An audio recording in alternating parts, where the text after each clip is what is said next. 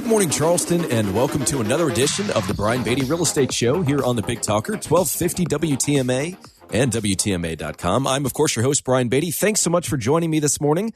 I want to talk today about how we can save some money, how we can save money in a real estate transaction. And I think that people typically think of money as saving money, especially when selling a house, in the form of either cutting a commission or just negotiating the deal between the buyer. But there are a ton of different ways to save money in your real estate transaction. So I want to focus on, if you're going to sell your house, all the different ways you can save some money.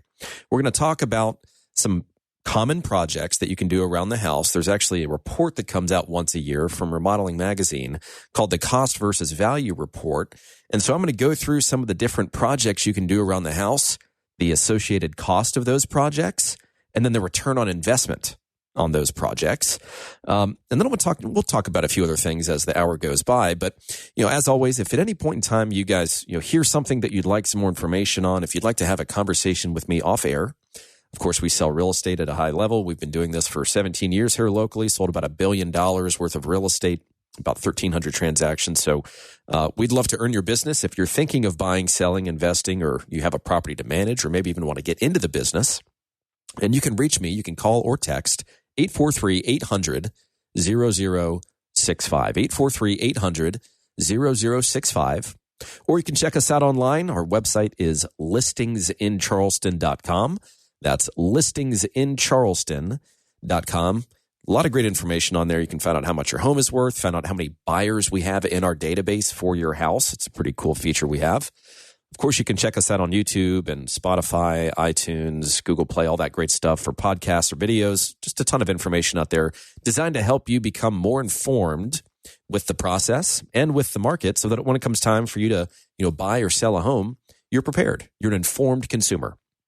So that being said, let's get into this. So first of all, I'm going to tell you a bit of a story. So I walked through a house, and I like kind of telling stories of things that happened a few months prior, just so it's not quite so fresh. But I walked through someone's house. They called me over. They were interviewing real estate agents. And so we walk through the house. We kind of do the typical thing. We take a tour of the home. We sit down. We have a conversation about working together, how much their home is worth, what the plan's going to be to ultimately sell their home for the most money possible. And as we're sitting down and as we're talking, the house it's in fantastic condition and move-in ready condition. And so I asked the seller, what all they did to prepare their home for sale. And they were very prepared. They actually had an itemized list ready for me of the things that they did, when they did it, how much money they spent, so on and so forth. And so I start looking at this list, and, just internally, I'm thinking to myself, if only you had called me sooner. This is one of the ways that we save money when selling real estate. We as real estate agents are so much more than just the facilitator of a transaction. We have this whole ecosystem built around us with other professionals, other service professionals, providers that do all kinds of things for us: inspectors, lenders, attorneys, appraisers, contractors, you name it. Agents that have been in the market for a while should have all of these contacts. And they should be reputable, they should be reliable, they should be cost effective. And not every contractor or every party that we work with is the cost leader. In other words, not every contractor or handyman you hire should be the lowest cost, because in many instances, just like in real estate, you get what you pay for the vast majority of the time. So I'm looking through this list of repairs that they made, and right off the bat, I could have saved these folks somewhere between $5,000 and $6,000 was my estimation, just because, look, we sell a lot of real estate. I invest in a lot of real estate. I flip homes. I know how much things cost. And when you go out on your own and you hire a bunch of different professionals to do the work, if you're not interviewing multiple contractors, if you're not getting multiple bids, if you've not worked with them in the past or checked their referrals, references, so on and so forth, then, there's some luck involved, and you're leaving a lot of it to chance. And we all have heard or have likely experienced a experience gone bad with a contractor. Now, there's plenty of great contractors out there, but there are plenty of contractors that take way longer than they're supposed to take, cost way more than they're supposed to cost, and it becomes a real headache for you. And so I'm looking through this list, and right off the bat, I could have saved them, probably $5,000-$6,000 just in prepping their home for sale. Now that's based on what they actually spent. So that's key number one, is tap into the real estate agent that has the contacts so that you're working with someone reliable and someone cost effective. So in terms of prepping the home for sale, there are all these things that we can spend money on. We need to make sure that we're hiring the right folks for that. But they also did some things that, in my opinion, they didn't need to do. They were in a very hot section of this market. And this is where every situation's a little different, right? Some sellers really should take the steps, if they can afford to do so, to prepare their home for sale and present it in its best light to the potential buyers that are going to view it. Some sellers obviously don't have the luxury of making those repairs. Cash is tight, whatever the reason might be. But we can at least get quotes. We can at least understand how much those things would cost, because when we go under contract with a buyer, they're going to get a home inspection. And what many buyers in this market still will do, because it's still a competitive market, is they'll make you a really nice offer. And then they're going to do everything they can to beat you up after the fact to try and recoup and try and gain a little ground, right? So they're going to have their contractors come out. They're going to assess the work. They're going to come up with their own quote. And if you haven't taken that step, if you have nothing to compare the buyer contractor's quote to, then you're somewhat beholden to that quote. And if you don't have actual knowledge or something real to compare that to, then that's where you can, quite frankly, lose some steam on the transaction.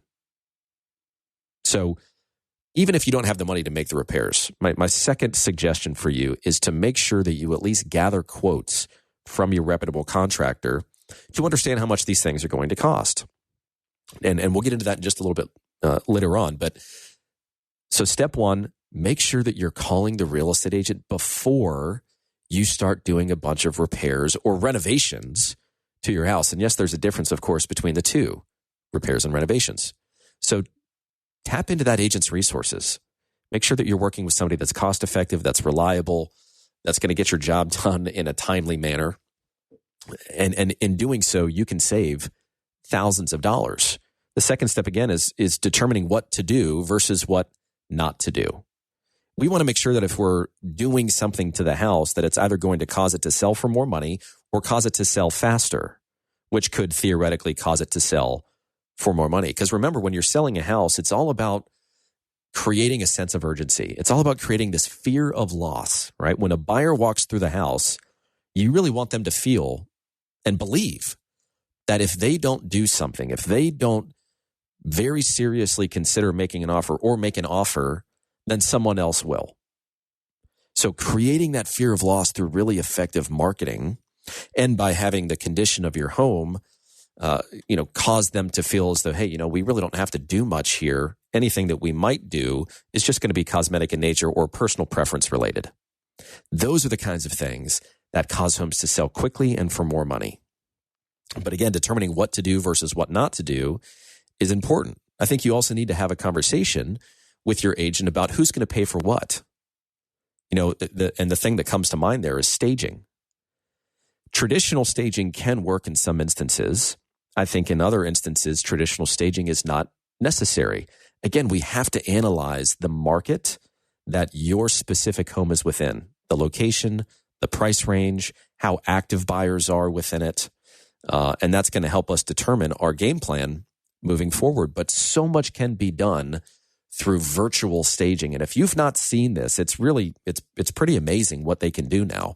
You can take a vacant house and you can fully furnish it virtually, and you cannot tell the difference. It's incredibly hard to tell the difference between something that's virtually staged and something that's actually staged when you take photos.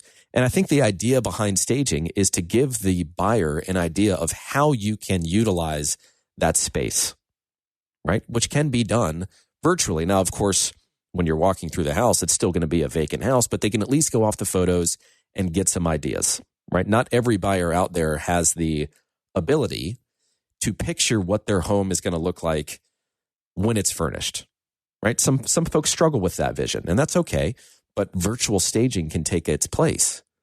And for folks that hire us to sell their house, we will virtually stage their home if it's a vacant home. It's significantly less effective than real staging. And does it have the same effect as you're walking through it as opposed to actually staging something? No, not necessarily. But again, if we're in a market like we're in right now, where we know that home, if it's priced well, if it's marketed well, and it's presented properly, it will sell quickly. That's a great way for you to save some money because you're not going to pay for anything. I mean, ideally, your agent's going to be the one that pays for the virtual staging. I mean, I certainly do. Another thing that can really help you save money in the process of selling your home is determining the correct asking price. You shoot too high, you turn people off. Sellers obviously have the fear of shooting too low and leaving money on the table. But in many instances, even in this market now, which I think has surprised a lot of us this year with how hot it continues to be, the market is going to bid your property up. There are still a significant amount of buyers out there that are looking for inventory so that when something hits the market, I mean, our listings are getting swarmed. Anytime we put something on the market, it is like a feeding frenzy.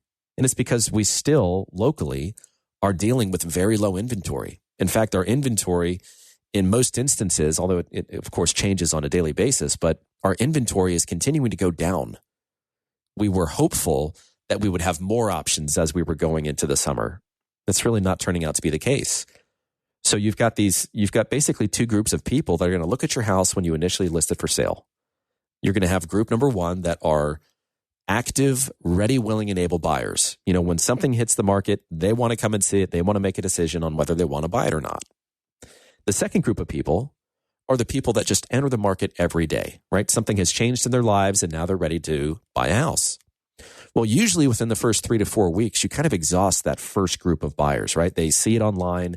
They decide to come and see it in person or not. They decide to make an offer or not. So usually 3-4 weeks is about the amount of time that we find that buyers in that first category make their decision on whether they want to move forward with your house or not. After that, you're left with the second group of buyers, which are just new buyers that enter the market every day, which is why, traditionally speaking, the first 30 days of listing that property are the most critical. It's because that's when the most buyers are looking at it. So we have to have a really effective pricing strategy. And when I work with folks, we look at things like the average number of showings that we're supposed to receive within that first 30-day period. That's a really good benchmark for us to determine whether we've kind of hit that price, hit the nail on the head or not. If we miss the mark, if we're getting significantly less traffic than what we should be getting, than what other listings are getting that are in your same area and price range, well, then we know we should probably make an adjustment.